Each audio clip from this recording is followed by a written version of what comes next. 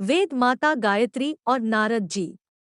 प्रथम कल्प के प्रारंभ में स्वयंभू मनु के प्रियव्रत और उत्तानपाद नाम से विख्यात दो पुत्र हुए। इनमें प्रियव्रत बड़े ही तपनिष्ठ, ज्ञानी, याज्ञिक तथा दान दक्षिणा देने में अप्रतिम थे। उन्होंने सप्तद्वीपों में अपना शासन स्थापित किया और भरत आदि अपने पुत्रों को वहां का अधिपति बनाया। तदुपरांत वे स्वयं विशालानगरी, बद्रिकाश्रम में तपस्या करने लगे। उनकी पवित्रता तथा तपोनिष्ठता से प्रभावित होकर देवर्षि नारद एक दिन आकाश मार्ग से उनसे मिलने आए। उन्हें देखकर प्रियव्रत ने उनका पूर्ण निष्ठा से यथोचित स्वागत सत्कार एवं अर्चन पूजन किया।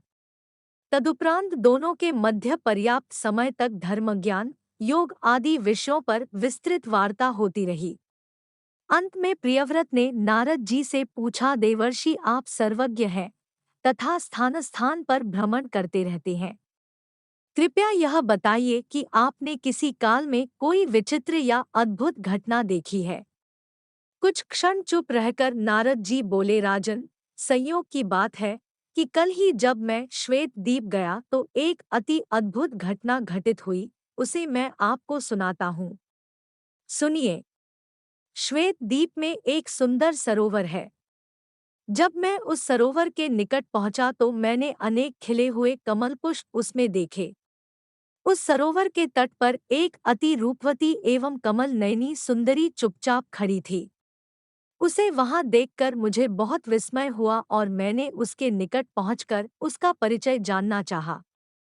इस पर उस सुंदरी ने कोई उत्तर तो नहीं दिया, किंतु उसने मेरी ओर जिस प्रकार देखा उससे मुझे लगा कि शास्त्र, योग, वेदांत आदि का मेरा संपूर्ण ज्ञान लुप्त हो गया है।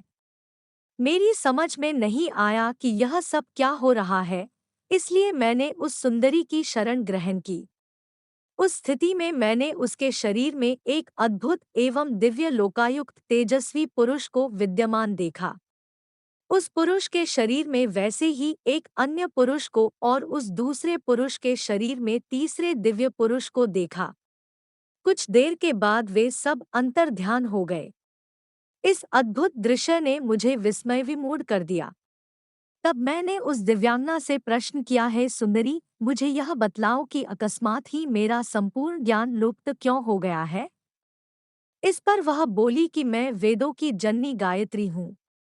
तुम मुझे नहीं पहचान सके, इसलिए मैंने तुम्हारा सब ज्ञान अपहरित कर लिया है। मेरे शरीर में प्रकट होने वाले तीन पुरुष तीन वेद थे। प्रथम ऋग्वेद स्वयं भगवान के रूप में है। यह वेद अग्निमय है तथा इसका सम स्वर में पाठ करने से सभी व्याधि भस्म हो जाते हैं। नारायण रूप ऋग्वेद से उत्पन्न दूसरे पुरुष यजुर्वेद है, जो साक्षात ब्रह्मा है। तृतीय सामवेद रूप भगवान शंकर है तथा स्मरण करने मात्र से शीघ्र ही सूर्यवत संपूर्ण पापतिमिर को नष्ट कर देते हैं। गायत्री देवी ने यह सब बताने के उपरांत नारद जी को संबोधित करते हुए कहा, है महर्षि, मैंने यह संपूर्ण वृत्तांत केवल इसलिए सुनाया है क्योंकि तुम ब्रह्मा के पुत्रों में अतिश्रेष्ठ एवं परम ज्ञानी हो। अब अपने ज्ञान को पुनः प्राप्त करने हेतु तुम इस वेद सरोवर में स्नान करो। इस स्नान से तुम्हें अपने पूर्वजन्म की स्मृति भी हो जाएगी। नारद जी बोले, हैं राजन। इतना कहकर वह सुंदरी वहीं अंतर्धान हो गई और मैं स्नानादि से निवृत्त होकर यहाँ आ गया हूँ। नारद जी से यह वृतांत सुनकर प्रियव्रत ने विस्मयाभिभूत होकर कहा, देवर्षि, आपका यह वृत्तांत सचमुच अति अद्भुत है। इसलिए मेरे मन में आपके पूर्व जीवन का वृत्तांत जानने की इच्छा भी जागृत हो गई है। आप मुझ पर परम कृपालु होकर मेरी यह जिज्ञासा भी शांत कीजिए। नारद जी ने कहा, है राजन, उस वेद सरोवर में स्नान करते ही मुझे अपने ज्ञान की पुनः प्राप्ति तो हुई ही, साथ ही अपने विगत जन्मों की स्मृतियां भी जागृत हो गई। आपकी जिज्ञासा शांत करने हेतु मैं अपने पूर्व जीवन के विषय में आपको बतलाता हूँ। हे राजन, द्वितीय सत्ययुग में मैं मानव के रूप में जन्मा था। उस समय मेरा नाम सारस्वत था तथा मैं एक सुसंपन्न ब्राह्मण था। मैं अवंती नामक नगरी में परिजनों के साथ सुख शांति से जीवन यापन करता था। एक समय मैं एकांत में बैठा हुआ था कि तभी मेरे मन में वैराग्य भाव का उदय हुआ।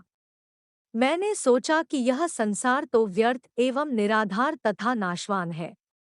इसलिए मुझे अपनी संपूर्ण संपदा पुत्रों को सौंपकर तपस्या में लग जाना चाहिए।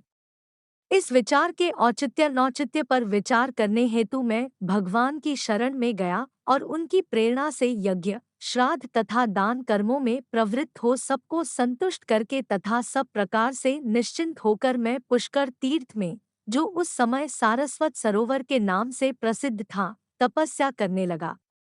मैं निरंतर नारायण मंत्र तथा ब्रह्मपार स्तोत्र का जाप करता था। मेरी इस भक्ति से प्रसन्न होकर भगवान श्रीहरि ने मुझे साक्षात दर्शन दिए और मुझसे वर मांगने को कहा। मैंने कहा, है प्रभु, आप मुझे अपने शरीर में विलय करने की कृपा कीजिए। इस पर वे बोले, अभी तुम्हें शरीर त्याग करने की आवश्यकता नहीं है। आता मुझमें विलय होने की इच्छा मत करो। तुम्हारी भक्ति तथा इससे पूर्व पितरों को जल अर्पित करने से मैं तुम पर परम प्रसन्न हूँ। इसलिए वरदान देता हूँ कि तुम नारद नाम से विख्यात होगे। यह कहकर सनातन ईश अंतर्धान हो गए तथा मैं यथापूर्व भक्तिभाव के साथ उपासना में लगा रहा और समय पूर्ण होने पर शरीर त्याग कर ब्रह्मलोक का अधिकारी बना। ब्रह्मा जी के प्रथम दिवस का शुभारंभ होने पर मैंने भी उनके मानसपुत्र के रूप में जन्म ग्रहण किया और नारद नाम पाया। अन्य देवगण भी उसी दिन उत्पन्न हुए।